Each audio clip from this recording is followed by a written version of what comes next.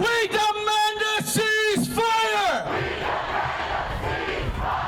Ibihumbi by'abantu kuwa gatandatu bigaragambije mu mujyi wa Washington hafi y'ingoro y'umukuru w'igihugu White House basaba ihagariko ry'intambara mu ntara ya Gaza muri Palestine. Isirayeli yo ivuga ko guhagarika intambara muri iki gihe byaba ari intsinzi kuri Hamas itegeka Gaza.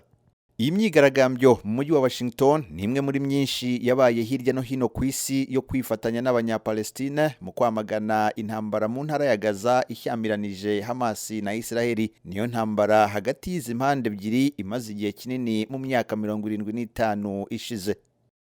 Abigaragambya bari bafite ibyapa byamagana Perezida Biden wa Amerika bashinja gushyigikira Isirayeli mu ntambara irimo n'umutwe wa Hamas. Amerika yashize uyu mutwe ku rutonde rw'imitwe y'iterabwoba.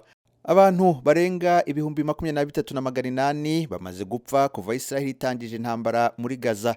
Benshi muri bo ni abagore n'abana nk'uko bivugwa na Minisiteri y'Ubuzima mu butegetsi bwa Hamas.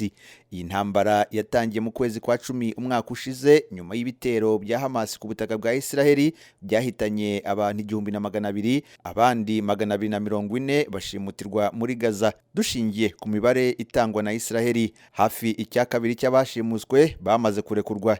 Iki cyabaye kimwe mu bitero bikomeye cyibasiye abayahudi kuva igihe cya jenoside yabakorewe igihe cy'intambara ya kabiri y'isi.